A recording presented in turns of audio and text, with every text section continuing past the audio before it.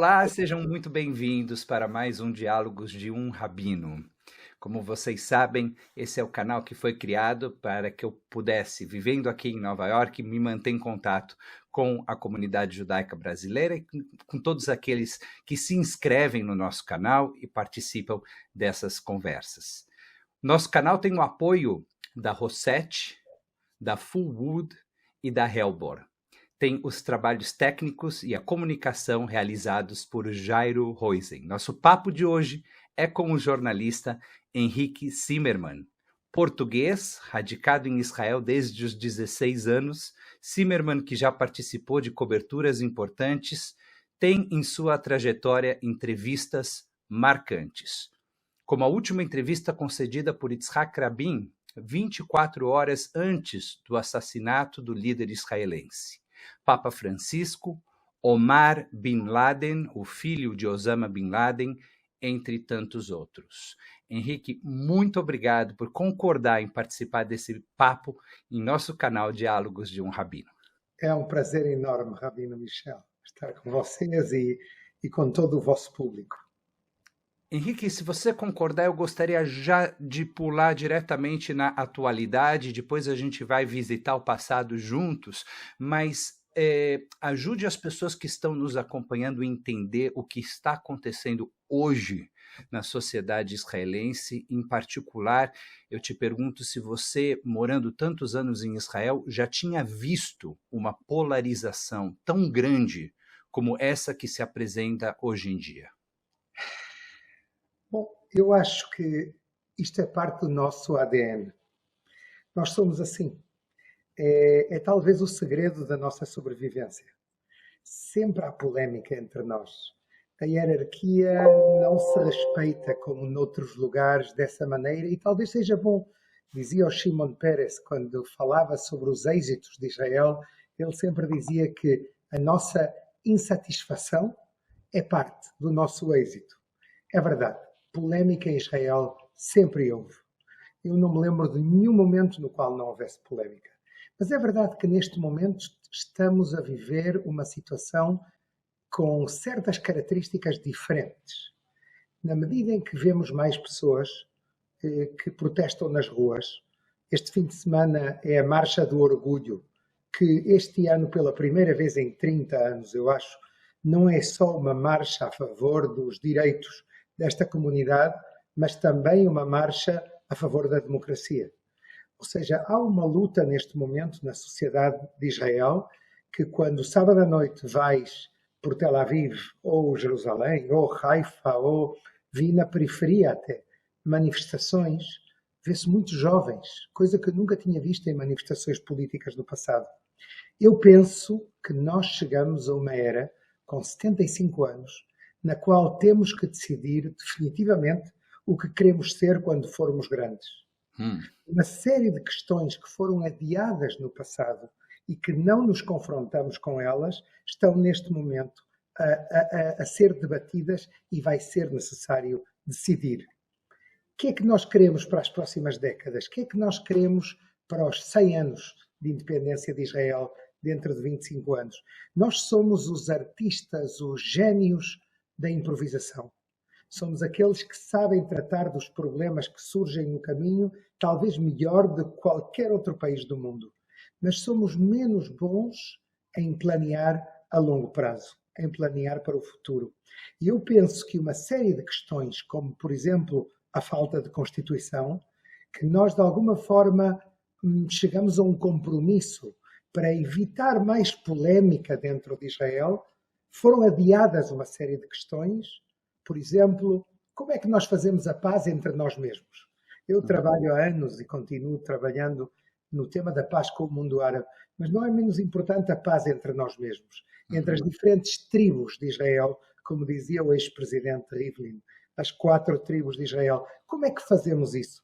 Eu penso que neste momento estamos a viver talvez o minuto da verdade, o momento da verdade, a hora da verdade. Alguém diria o minuto 90, eu acho que não, mas estamos num momento muito crítico no qual se começa a decidir o que é que nós queremos ser e como é que vamos chegar a este denominador comum que vai permitir que Israel continue, como eu tenho a certeza que vai continuar, como uma sociedade com grande êxito e continue sendo o único Estado judaico e democrático do planeta. Quando você diz que a Marcha do Orgulho Gay incluiu um pedido por democracia, e aqui recentemente em Nova York também a grande parada que acontece a favor de Israel, a manifestação que acontece a favor de Israel anualmente na Quinta Avenida, tinha muitos pedidos por democracia em Israel. Você vê a democracia de Israel hoje em risco? Existe uma ameaça real?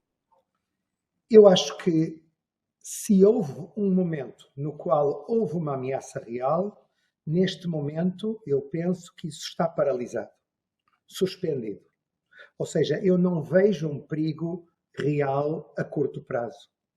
Mas o facto de que houve gente que tentou, setores políticos de Israel, que tentaram fazer coisas que nunca se tinham feito, que tentaram neutralizar parte do poder judicial. O Tribunal Supremo, que é um bastião importante na defesa da democracia de Israel, um país que não tem Constituição e tem só leis constitucionais. E, portanto, tem um papel extremamente importante. Eu penso, Rabino Michel, que Israel precisa de uma reforma judicial. Eu penso que sim, mas não uma revolução, não uma coisa que nos leve a pôr em perigo a nossa democracia. De nenhuma maneira isso vai acontecer, nem se pode aceitar. Mas é verdade que Israel é hoje em dia a democracia ocidental na qual há maior intervenção do Poder Judicial e concretamente do Tribunal Supremo na vida do país e na vida política do país. E, portanto, há aqui algumas coisas que eu acho que são anomalias. Por exemplo, que o fiscal-geral seja a mesma pessoa do assessor legal do governo. Não é lógico. Há coisas que vai ser necessário alterar. Mas uma coisa é alterar com consenso geral dentro da sociedade de Israel alguns elementos do poder judicial de Israel e outra coisa é fazer uma revolução que neutralize o poder judicial, que no fundo crie um só poder, o poder executivo, que terá controle sobre tudo, como acontece na Hungria ou na Polónia ou na Turquia. Isso não pode ser. Isso que você está falando é muito importante, né? Porque além de Israel não ter uma constituição, Israel também não tem uma separação clara entre o poder executivo e o poder legislativo. O poder executivo e o poder legislativo, na prática, são um único poder, na medida em que o primeiro-ministro sempre tem maioria no parlamento. Não existe uma realidade, como aqui nos Estados Unidos, por exemplo, em que o presidente eventualmente não tem maioria no parlamento e precisa negociar. Agora, em Israel, o primeiro-ministro sempre terá a maioria no parlamento, isso faz com que não haja uma distinção clara entre legislativo e executivo. Então, o judiciário, como você estava falando, Henrique, passa a ser o único poder moderador, né? Então, se por um lado há um ativismo muito grande do judiciário que precisa ser revisto, que precisa ser revisitado, ao mesmo tempo, essa independência do judiciário precisa continuar existindo, porque este é o único poder moderador diferente do poder executivo e legislativo que são combinados. Eu penso que o problema não é a combinação do problema legislativo e executivo.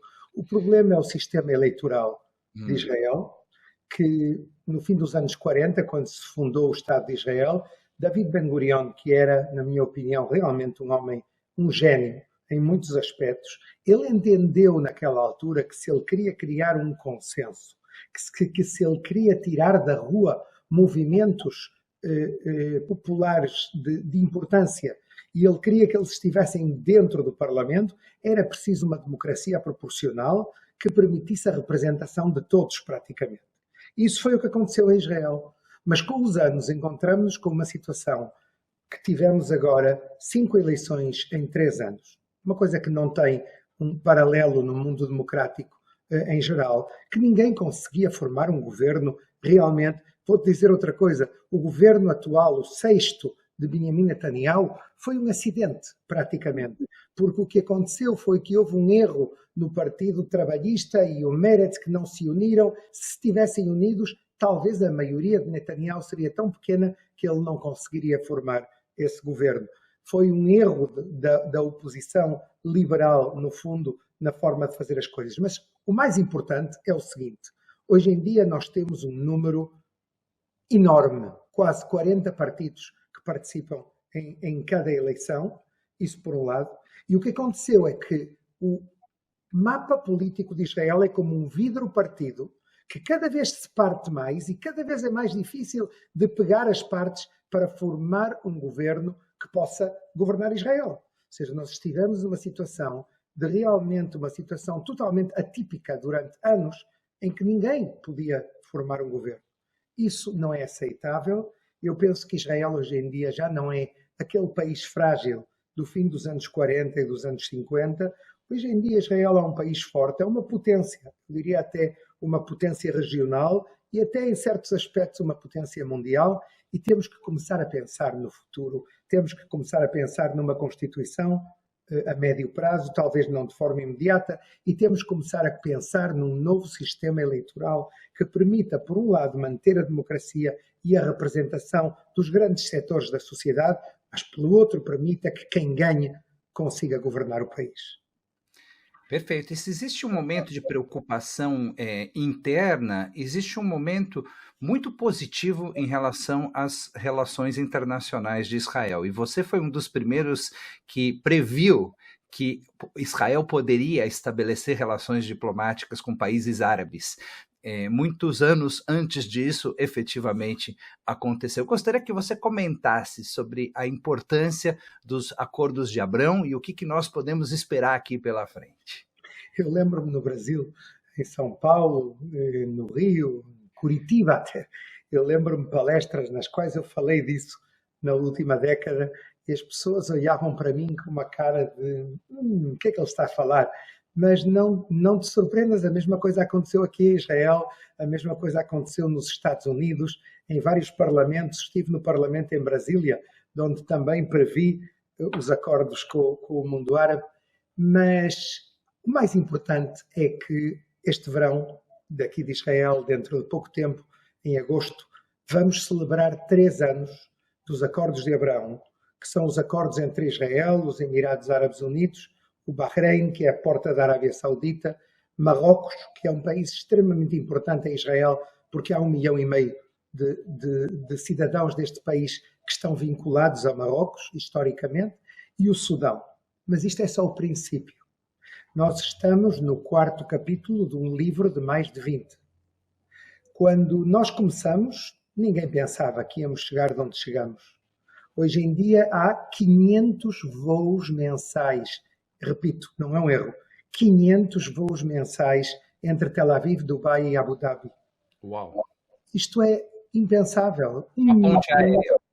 Autenticamente, 1 milhão de cidadãos visitaram Dubai, cidadãos de Israel visitaram o Dubai no ano passado, no ano anterior.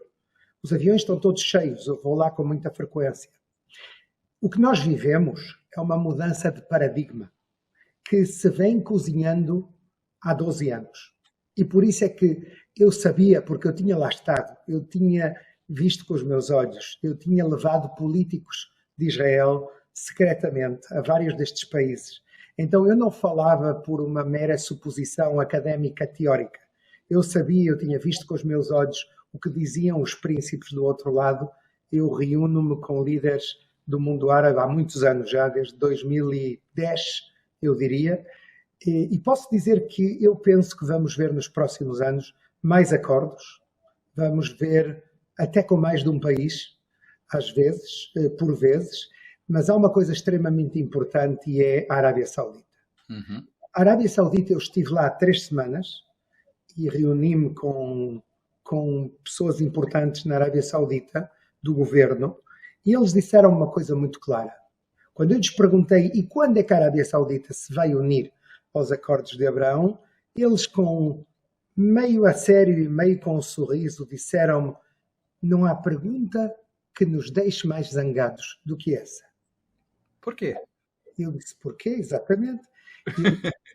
Porque nós não somos um país que se vai unir aos acordos de Abraão igual que os Emirados ou que o Bahrein. Nós somos a Arábia Saudita, a custódia de Meca e Medina, o lugar mais sagrado para 2 bilhões de muçulmanos quase no planeta, quase um quarto da população mundial. E, portanto, eles disseram-me, um dos príncipes, quando nós chegarmos a um acordo entre nós, o que vamos ver é que somos a porta que vai se abrir de par em par entre Israel e todo o mundo árabe e o mundo muçulmano. Quer dizer que a paz connosco não é um acordo mais, é um acordo de uma importância e de um alcance verdadeiramente dramático e histórico. E depois, eu acho que posso dizer o nome, ou talvez melhor não, um dos líderes islâmicos mais importantes do mundo, que está em Meca e em Riad, disse-me o seguinte: há 1300 anos, quando começou o Islão, o profeta Maomé, Muhammad, lutou contra as tribos judaicas. E nessa altura houve realmente uma guerra entre o Islão e o judaísmo. A paz e a normalização entre Israel e a Arábia Saudita é a paz entre o Islão e o judaísmo. É o fim de 1300 anos de guerra entre as duas civilizações. E, portanto, a importância tem um alcance verdadeiramente histórico. E é assim que eles veem tudo isto, e não nos esqueçamos de um detalhe: há muitos motivos que nos levam, hoje em dia, a estar mais próximos do que nunca de um acordo com estes países. Mas há um básico que eu quero destacar, se quiseres depois desenvolvemos os outros. O básico é que 70% da população destes países, incluindo a Arábia Saudita, tem menos de 30 anos. E para eles, as guerras do século XX são uma história passada, são águas passadas, e eles olham para a frente de outra maneira, olham para Israel com muita curiosidade. Curiosamente, o ícone para eles de Israel é Tel Aviv. Eles sonham com visitar Tel Aviv, porque é a cidade da diversão, a cidade moderna, a cidade do liberalismo, e eles querem vir a Tel Aviv. Eles perguntam-me muito, quando sabem que eu vivo aqui, perguntam-me como é a vida em Tel Aviv, quase mais do que Israel, como tudo. Mas eu acho que estamos, neste momento, num momento histórico que pode mudar o futuro de Israel. Porque imagina só, Rabino, o que vai acontecer. Falemos simplesmente do ponto de vista económico, no dia em que Israel tenha mercados de centenas de milhões de árabes e de muçulmanos em toda esta região. Eu penso que só no ponto de vista económico, e não falemos de tudo o resto, Israel pode vir a ter aqui um enorme benefício. A recente aproximação da Arábia Saudita ao Irã é um obstáculo para a paz? Não, de nenhuma maneira. Quando se diz isso e se fala disso com eles, eles sempre dizem: como se vê que vocês vivem num mundo dicotómico, num mundo branco-negro, numa política de relações exteriores muito básica. Eles dizem: diz-me, os vossos aliados franceses, alemães, italianos, espanhóis não têm embaixada no Irão? Têm. E são vossos aliados, vocês vendem-lhes, têm com eles boas relações? Temos. Então eles dizem: nós fizemos esta normalização com o governo dos ayatollahs, e depois, entre parênteses, eles sempre dizem: e não temos amor por eles de nenhuma maneira, há uma hostilidade histórica entre os 85% de sunitas no mundo e os 15% de xiitas liderados pelo Irão, mas nós temos os nossos próprios interesses nacionais e queremos chegar a um acordo com o Irão para acabar com a guerra no Iêmen, que é uma guerra muito problemática para nós. E, em primeiro lugar, queremos ter um canal de diálogo, por um lado, e, por outro lado, pôr fim à guerra do Iêmen. E se já estamos falando do mundo árabe, como aconteceu essa sua aproximação com Omar Bin Laden, filho do terrorista Osama Bin Laden? Foi ele que se aproximou a mim. Ele e a mulher. Dizem sempre: cherchez la femme, procura a mulher. Eu acho que foi a mulher, Zaina Bin Laden. Tem uma origem judaica, não é isso? Exato. E que eu revelei, e foi um escândalo naquele momento. Um dia recebi um mail dos dois, do Omar e da Zaina. Tu sabes que há muito fake news e houve já tentativas de me sequestrar por parte do Hezbollah, todo tipo de emboscadas. Então eu tive muito cuidado quando recebi esse mail, quis verificar se era ele realmente ou não. No princípio nós combinamos encontrar-nos e no último momento ele anulou 2 vezes, uma no Catar e outra na França, de onde eles iam lá e tínhamos que encontrar-nos lá. E no último momento ele com certo embaraço diz-me: imagina, os franceses não me deram visto, porque imagina se eu entrasse lá e chegasse ao aeroporto de Charles de Gaulle e chamassem Monsieur Bin Laden à la formation, o que aconteceria no aeroporto. Bom, muita piada foi, eu ri muito, mas não me fez piada que ele anulasse 2 vezes. Claro. Depois, uma terceira que íamos combinar em Cuba, onde não era necessário um visto, e finalmente ele anulou e disse-me que se tinha zangado com a mulher, que tinha ido para a Inglaterra, e eu esqueci do tema e deixei correr, até que tive que ir ao Catar. E no caminho me lembrei que ele me tinha dito que parte do tempo ele vivia em Doha, no Catar, e mandei-lhe um mail. E quando chego a Amman, à Jordânia, a caminho de Doha, do Catar, vejo que ele me convida a um hotel às 9 da noite desse mesmo dia para nos reunirmos. Cheguei a esse hotel, ele não estava, mas estavam outros que olhavam para mim de cima para baixo para ver realmente quem eu era e o que eu era. Eu estava com o meu cameraman, estava com uma produtora. Finalmente fizeram-me passar por 4 hotéis. Uau. E cheguei a ele. E é igual ao pai, ao Osama Bin Laden, só que com músculos, porque vai ao ginásio. E havia uma senhora ao lado dele que disse-me que era a mulher, totalmente tapada com a abaia preta, só com uns olhos azuis, muito nervosos. Bom, foi um encontro fascinante, que durou 2 horas e meia, e finalmente ele deu-me uma entrevista, e ela mandou-me um SMS quando eu já voltava para Israel, dizendo: sabes que nós temos uma coisa em comum, eu também sou judia, tenho sangue judaico. E bom, aí começou um enigma, até que eu realmente cheguei a descobrir que era verdade, e que ela tinha um avô judeu, Albert Jacobs, da Bielorrússia, e que era de Manchester, e fui investigar, e tinha estado numa escola judaica, num movimento juvenil judaico, e finalmente fiz também uma matéria sobre isso. Desde esse momento eu vejo-os todos os anos. Eles agora vivem parte do tempo na Normandia, na França, e parte em Doha, no Catar. E vocês mantêm o contato de alguma maneira? Eles continuamente me vão escrevendo, e o Omar dá-me muita informação sobre o que acontece nos grupos jihadistas. O Omar estava contra a política do pai dele. Ele tinha sido eleito para ser o líder da Al-Qaeda se o pai morresse. E antes dos atentados de 11 de setembro, ele foi para a casa da avó na Arábia Saudita. Aconteceram os atentados e ele já não voltou a ver o pai. E sabes que 3 semanas depois da minha entrevista com ele, os americanos mataram Osama Bin Laden, e eu estive durante vários dias. Eles também fazem uma espécie de luto, os muçulmanos. Eles foram para a Arábia Saudita e eu estava com a Shiva, com o luto de Osama Bin Laden, a falar com o filho e com a mulher todos os dias, pelo telefone.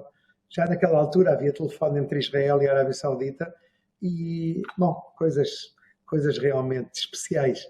Mas é uma fonte muito importante para entender. Até escrevi um livro que se chama O Terror Entre Nós, que foi publicado em vários países e que tem uma fonte importante, é o Omar Osama Bin Laden, o filho do terrorista número um no mundo, que tinha que ter sido o líder da Al-Qaeda. Henrique, conte para nós um pouquinho sobre a sua relação com o Papa Francisco e sobre esse desafio que ele te deu de organizar uma oração mundial pela paz. Onde é que eu viste isso? No seu TED Talk no Porto. Ok. Ou seja, fizeram os deveres. No dia 22 de junho temos uma reunião uma audiência com uma equipa que me ajuda nessa missão. O Papa encarregou-me isso em janeiro. Eu fiz a primeira oração pela paz, que foi entre Shimon Peres, o presidente de Israel, e o presidente Mahmoud Abbas, da Palestina. O Papa diz até hoje que foi um ponto alto do papado dele e pediu-me para fazer uma coisa. Perguntou-me o que é que podemos fazer. Eu propus de fazer uma segunda oração, mas desta vez mundial, que inclua também o tema da Ucrânia e da Rússia e também o tema do Oriente Médio em geral e dos conflitos mundiais, da luta contra o radicalismo, da educação pela paz, dos temas climáticos, a mulher, etc, etc, etc. E a ideia é fazer uma segunda oração pela paz, mas não está confirmado ainda.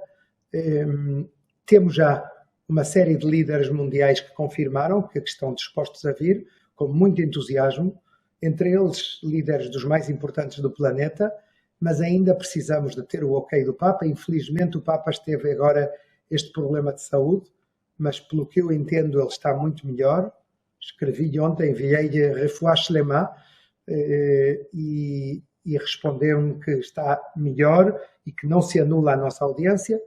Oxalá, vamos ver o que é que... Oxalá. Como aconteceu sua aproximação com o Papa Francisco?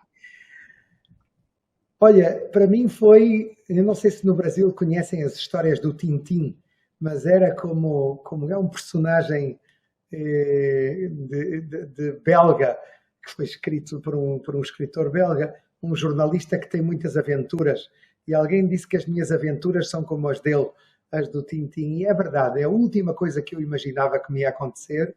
Eu conto no meu livro que acaba de ser publicado no Brasil também, Conversando com o Inimigo, e já saiu em muitos países, conto que sofri antissemitismo católico puro em Portugal na minha infância. O Papa conhece essas histórias e, de facto, interviu nessas histórias também.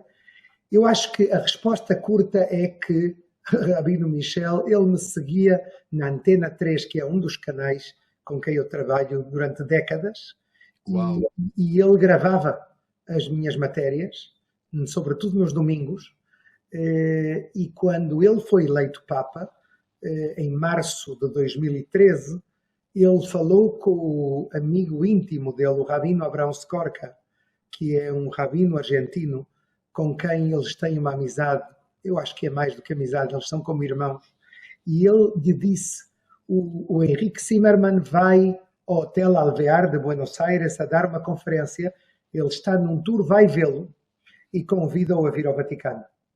E quando um senhor ou rabino, havia 700 pessoas, se dirige a mim e me diz, o meu amigo fez-se Papa e convida-te a vir ao Vaticano, eu andava à procura de uma câmara, a ver onde é que estava alguém que queria rir de mim, mas não, era verdade. E essa mesma tarde falei pelo telefone com o Papa e ele convidou-me para ir lá 2 semanas depois. Ele queria mandar uma mensagem ao povo de Israel e disse-me, ninguém melhor que você, eu sigo há 25 anos, eu vi-o crescer como jornalista e admiro e gostava de lhe dar a si essa mensagem conjuntamente com o Rabino. E eu não sabia se era ele realmente, então pulo à prova e disse, e posso trazer uma câmara? Ele diz, eu não sei, eu sou novo aqui no Vaticano, tenho que perguntar, porque eu nunca vi uma câmara aqui. Realmente nunca tinha entrado uma câmara na residência do Papa, que é Santa Marta. E no dia seguinte recebi uma mensagem do Rabino dizendo que sim, que podia vir com uma câmara, e diziam-me 7 de junho. Eu lembrava-me, havia uma coisa que acontecia no 7 de junho, até que com o jet lag percebi o que era. A minha filha casava-se, a minha filha Dana, em Israel, a minha filha mais velha, e escrevi-lhe, sinto muito, mas não posso vir no dia 7 de junho, a minha filha casa-se e tenho mais medo dela do que do Papa. Claro. O Papa mandou uma carta de felicitação que a Dana tem até hoje, e nesse momento disse, bom, mas o Henrique não vai precisar de ir à lua de mel, não é? Então que venha no dia 13 de junho, ou seja, 6 dias depois, fomos lá e foi o princípio de uma grande amizade. Estivemos 5 horas no Vaticano com ele, almoçamos juntos e ele perguntou-me o que é que eu posso fazer por Israel e pelo Oriente Médio. Eu disse-lhe, venha, que seja a sua primeira visita, porque ele tinha uma visita ao Brasil, mas tinha sido marcada pelo Bento, o predecessor, e neste caso ele era a primeira visita que ele marcou. Ele disse-me, ok, eu marco, vamos a Israel, à Jordânia, vamos a Belém, à Palestina, mas tu ajudas-me a organizar? Eu disse, não precisa de mim, você tem aqui tudo o que precisa, a Cúria, o Vaticano. Ele disse, não, se depende deles vai ser dentro de muito tempo. E foi assim que me encontrei com o Rabino Skorka a ajudar o Papa e a receber chamadas telefónicas dele ao meu celular. Primeira vez que ele me telefonou, ele disse-me, olá, sou o Papa Francisco. Eu pensei que era um amigo argentino que queria rir-se de mim e disse, sim, eu sou Napoleão.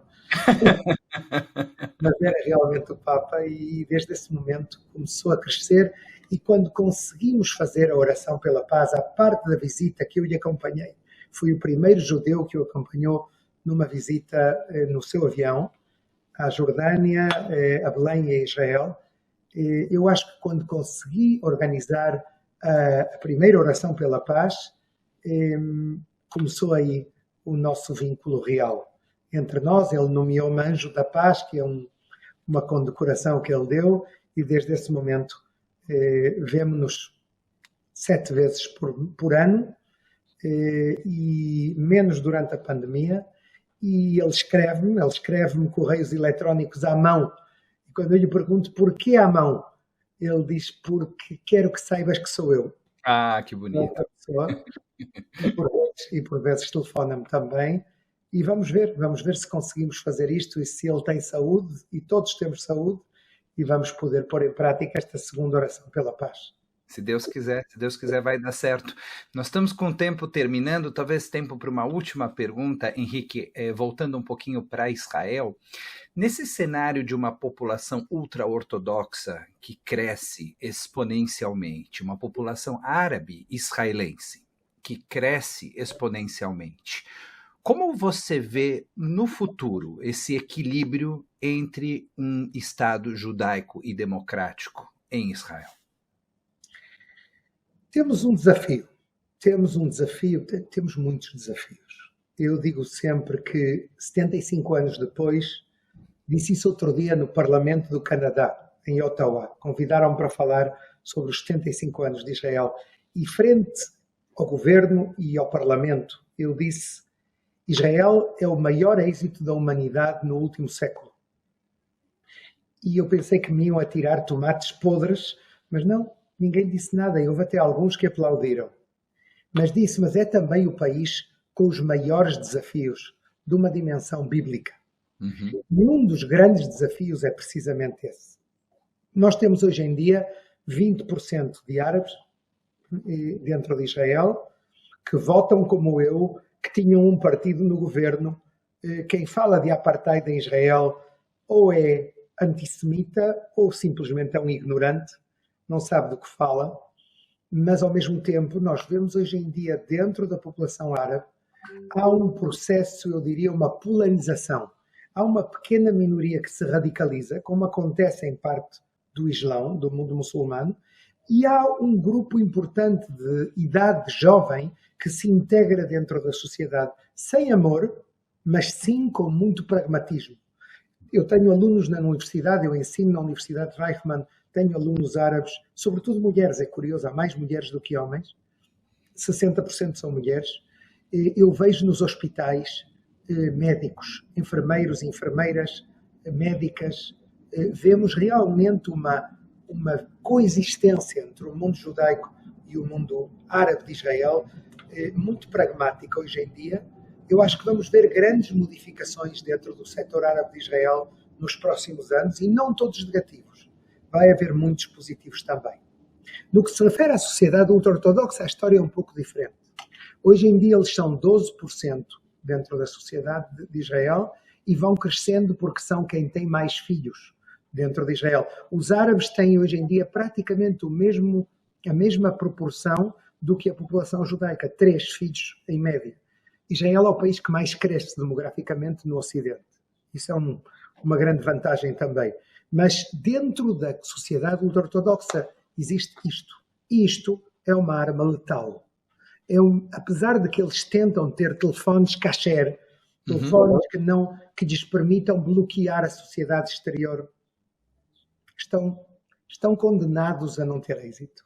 Eu vejo isso. Eu vejo jovens ultra-ortodoxos. Eu vejo amigos meus que adotam jovens ultra-ortodoxos que decidem ir para o exército e que em casa, por vezes, declaram-nos como se tivessem morrido. Fazem luto porque eles vão para o exército. Eu vejo que na nova geração há uma mudança importante e é que cada vez há mais mulheres que trabalham em companhias de high-tech, de alta tecnologia, e quando elas vêm na máquina do tempo de manhã, no ônibus, e vão desde Bnei Brak para a companhia de onde trabalham e se encontram com o século XXI e voltam à tarde a casa, e são elas as que educam os meninos, muitos meninos, já não são as mesmas pessoas. É por isso que quando em Israel, muitos dos meus companheiros, jornalistas, professores universitários, analistas, dizem a desgraça que nos espera dentro de 30 anos, dentro de 20 anos, dentro de 40 anos, eu digo-lhes, vocês enganam-se só numa coisa, e é que vocês olham para a população ultra-ortodoxa, Haredit, como se fosse monolítica e não houvesse um processo dentro dela. Eu aqui de onde vivo, em Neve Tzedek, em Tel Aviv, tenho o meu carro num parking aqui em baixo e pela primeira vez no parking, quem dirige o parking é um Haredi da minha idade que nunca tinha trabalhado e que agora me diz que pela primeira vez trabalha a metade do tempo e não vai só a yeshiva a estudar. E quando eu lhe pergunto porquê agora, ele diz porque lo naim-li, não me é agradável porque a minha mulher trabalha e ocupa-se da casa e ocupa-se dos nossos 7 filhos e eu tenho que contribuir também com um salário. Então, eu penso que vamos ver grandes modificações. Eu lembro-me quando eu cheguei a Israel, Rabino, nos anos 70 e depois na universidade, nos anos 80 e 90, falava-se sempre da desgraça demográfica de Israel. Somos só 3 milhões e meio. 40, 50 anos depois, eu vejo, hoje em dia, em Israel há 9 milhões 700 mil habitantes. Eu sou otimista a longo prazo, de verdade. Eu acredito que este país tem um futuro extraordinário, mas acredito também que temos que tomar decisões muito, muito importantes no caminho e temos que criar um convênio interno, um acordo de paz interno entre nós mesmos também e também com os nossos vizinhos árabes, que também podem ser um autêntico game changer para o futuro de Israel. Você falou de otimismo, eu sei que você gosta de citar Shimon Peres, quando Shimon Peres diz que otimistas e pessimistas morrem da mesma maneira, mas vivem de maneira muito diferente. Os otimistas vivem mais felizes. Você, como um otimista, quais são os motivos hoje no século XXI para continuarmos sendo otimistas? Eu prefiro definir-me hoje em dia, mais do que otimista, como optimista. Ou seja, otimista, mas que tem também os pés na terra. Okay. E é por vezes que há coisas terríveis que acontecem no mundo e que acontecem em Israel e que temos que os tratar. Ou seja, essa talvez seja a grande diferença minha. Eu muitas horas falava sobre isso com o Shimon Peres. Em qualquer caso, eu acho que o mundo está a viver um momento especialmente delicado, de grandes transformações. Vemos isso na guerra, na invasão, não na guerra da Ucrânia pela Rússia. Vemos isso noutras questões que acontecem, na imigração. Ontem mesmo morreram imigrantes ilegais que tentavam, em frente à Tunísia, que tentavam chegar à Europa em barcos improvisados. Vemos radicalismo. Eu estive no Iraque no século XXI e vi mercados de escravos meninos que estão vendidos como escravos sexuais e escravas sexuais ainda em 2022, 2023. A humanidade tem ainda muito que corrigir. E existem problemas também, ameaças que o tema da Rússia nos possa levar a confrontos sérios no mundo. Preocupa-me muito o populismo, a subida da extrema-direita. No Brasil viveram isso nos últimos anos, mas não é no Brasil só. Eu vejo isso na Europa. Eu vejo que os partidos de extrema-direita em Portugal, na Espanha, na França, na Bélgica, não falemos da Hungria ou da Polónia, países que pertencem à União Europeia, um dos blocos de países mais avançados do mundo hoje em dia, 500 milhões de pessoas. Vemos que hoje em dia os partidos da extrema-direita ou governam ou fizeram grandes progressos. Na Espanha é o terceiro, na França a Frente Nacional pode ganhar eleições nos próximos anos, em Portugal não existiam, hoje em dia são o terceiro partido, na Itália já estiveram no poder várias vezes. Tudo isto é um perigo a longo prazo, sobretudo para nós que somos judeus e que temos sempre essas antenas tão sensíveis. Mas não vamos poder resolver todos os problemas de golpe, é preciso continuar a ser pessimista. Vamos tentar fazer o melhor e vamos ocupar-nos da nossa casa, neste caso, não só de Israel, mas também do mundo judaico. A mim preocupa-me profundamente a relação entre Israel e o mundo judaico. 8 milhões de judeus vivem na diáspora. É preciso criar mais e mais vínculos para que os nossos netos e os nossos bisnetos continuem a considerar-se parte de um mesmo povo. Quando você diz optimistas, você está juntando a palavra otimista com qual palavra? Pessimista. Pessimista e otimista ao mesmo tempo. Exatamente. E aí, então, o equilíbrio entre os dois traz uma dose de realismo. É um otimista pragmático. Exatamente. Muito obrigado, Henrique, pela deliciosa conversa. Um prazer enorme e estou à vossa disposição quando quiserem. E Shabbat Shalom a todos. Shabbat Shalom, um abraço muito grande, até logo. Até breve, tchau.